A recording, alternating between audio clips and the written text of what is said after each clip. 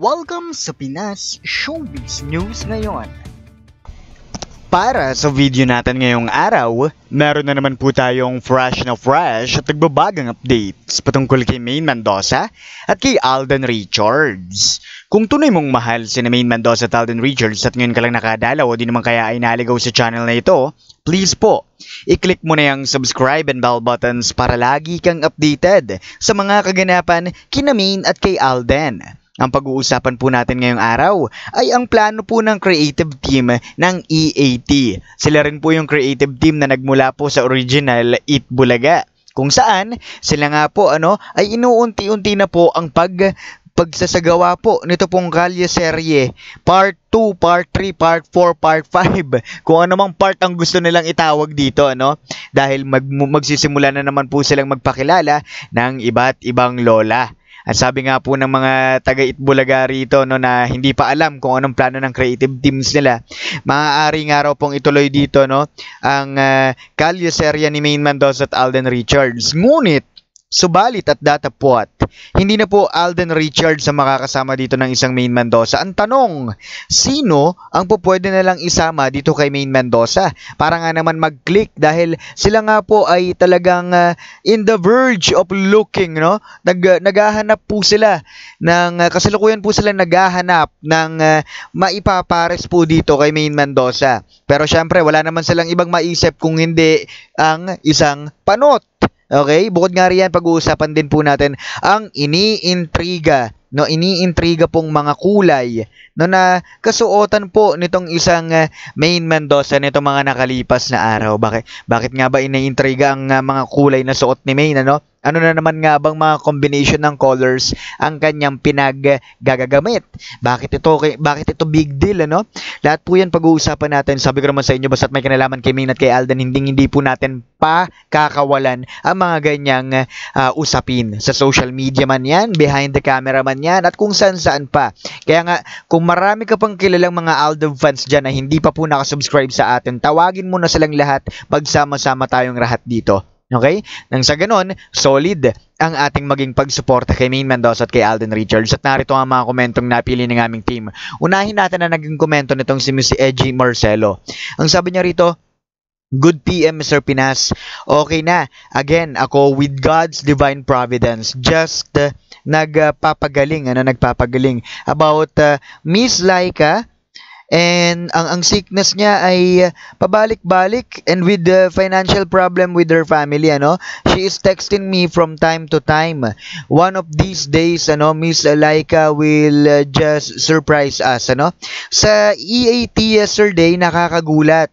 Too early for Maine not to wear her wedding ring, with the user. While Alden I wearing as his necklace every day. Good Alden, didn't accept the invitation. Good for Alden, he didn't accept the invitation as guest sa EAT. Fabulous decision, Alden. Your fandom are very, very happy. Thanks and regards to Lola Granny and to Mr. Pinas, for walang stop sa yung daily update sa Alda. Maraming salamat din po, And thank you po, na you're in good condition na po. At para naman po kay Miss Laika, at sa iba pang mga Alda fans na nakaka-experience po ng mga health problems, health issues nila, wala po kaming ibang panalangin kundi ang inyong paggaling. Lagi po namin kayong isasama sa aming pagdarasal. At para naman po sa ikalawa nating komento, naman po yung mula kay Miss Norberta Whitby. Sabi niya rito, tama lang na hindi nasisipot si Alden sa EAT, TVJ. Para di ba nga, noong nakaraang taon nga, ni pangalan ni Alden ayaw nilang babanggitin, tapos ngayon iimbitahan nila. Opinion ko lang, para fair, hindi na mag-guest si Alden sa Eat Bulaga GMA, pero mas gusto ko doon siyang pumunta si Alden sa It's Showtime, di ba? Haha, hindi naman yun Eat Bulaga tape, 'di ba? So pwede, total GMA din naman yun. Tingnan natin kung hindi malugupak ang ratings ng EAT TV5 at TVJ, na yan. Ang yayabang, ako kahit andyan si Maine, hindi ko nasasayangin ang oras ko sa TVJ. Maraming salamat po, Miss Norberta Whitby. Sabi nga ng ilan at ng nakararami, it's really nice that Alden Richards decided not to join and not to accept the invitation as the guest ng EAT dahil nga sampal sa mukha ni Alden Richards ang pinaggagawa ng mga kasamahan niya sa Itbulaga na itunuring niyang pamilya niya. Diba? At para naman po sa ikatlo nating komento, ito naman po yung muna kay Miss Doris Latupan. Sabi niya rito, diba? Nagpakatotoo na naman si Mengay. Obviously, naiirita siyang suotin ang fake aka scripted ring. Bravo, baby girl. Go, go, go. Mrs. Fulkerson, ipamukha mo sa mga asyumerang palaka na pilit lang ang pagsunod mo sa mga boss ng Zarzuela. You just did the right thing. And yes, Mr. Pinas, kahit sinong tao may gana ba namang tumuntong sa EAT, bukod sa pag-iwan nila sa kanya sa ere, 'di ba? At pagtapos ng pambabalahuran nila sa kanila ng wife niya, exclusive GMA contract star, siya. Bawal talaga siya sa kanya na sumakabilang network. Oo, advantage sa buong True-Blooded Aldab Nation yan para makasama niya si wifey niya, pero di natin hawak ang isip at puso ni Tisoy. Diba? What's important is they live in the same house. Happily, with their kids yan ang di kayang pagtakpan ng mga Zarzuela. Hanggang Zarzuela gang, hanggang ngayon, hindi talaga. And FYI lang, hindi kailangan, kahit kailan, hindi nila pwedeng magaya ang once and only boy baby Teo, ibang usapan na yan. Ano yan? Instant bigla na may lalabas na baby? Well, ganun talaga, Miss Doris Latupan, kapag ikaw ay may hinahabol na storyline sa inyong Zarzuela. Lahat-lahat ng pupwedeng ilabas, lahat-lahat ng pwede nilang gamitin alang-alang sa Zarzuela, they're gonna use it, Para nga naman kapag umaandar ng storya, they will earn a lot. Diba? Sabi ko nga sa inyo, kahit 3 na lang ang nakikinig sa atin dito, wala kaming pakialam dahil talagang ang suportado namin dito ay si Main at si Alden. Kaya nga, if you're not supporting Main Mendoza and Alden Richards, at the same time, well, wala na po akong magagawa doon. Maluwag na maluwag po ang pintuan, you may leave. Basta ko kami dito, as long as you love Main, as long as you love Alden, okay na po tayo doon. Wala tayong dapat pag-awayan. Diba? At isa lang naman po ang gusto natin ayaw natin na naaagrabyado ang isang Main Mendoza at ang isang Alden Richards, diba? Ngayon, pag-usapan na natin, ito na nga po yung pagpapakilala na naman ng panibagong lola na naman, ng mga creative team nitong EAT na hindi na naman nag-iisip ng kanilang mga, alam nyo yun, ng bagong panlasa, paulit-ulit.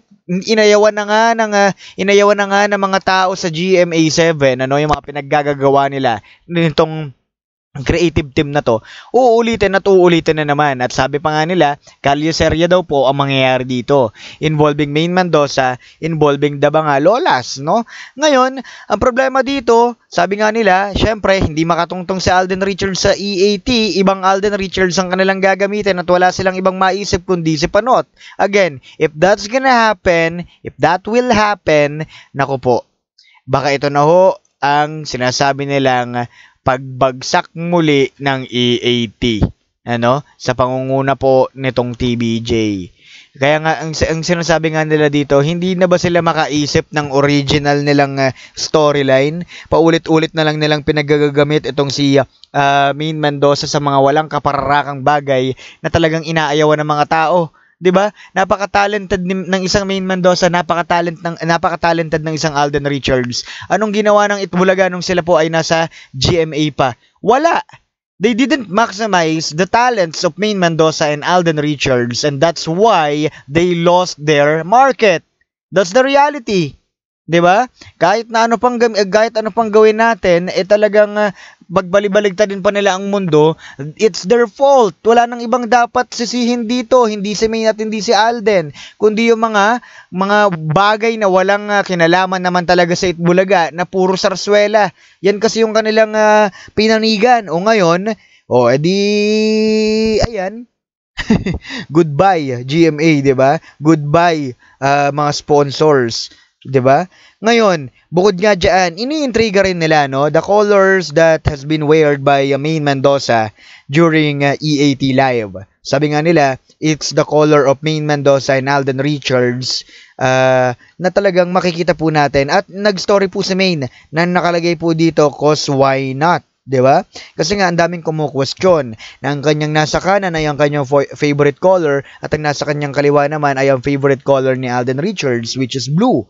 'Di ba? Yellow, blue, ay Alden po yan at Maine Mendoza po yan. Alam na alam po natin. That's the reason why a lot of fans of Maine Mendoza, ito po yung mga Mainers, ano? That's why a lot of fans, toxic fans of Maine Mendoza, including our Maine fans, are intriguing this kind of wearings. 'Di ba? Hindi lang po shoes, hindi lang po pants, hindi lang po yung bonnet, hindi lang po yung kung ano-anong burloloy ni Maine.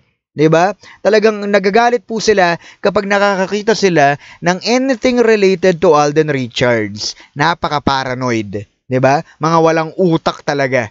Muli, ito po ang Pinas Showbiz News ngayon.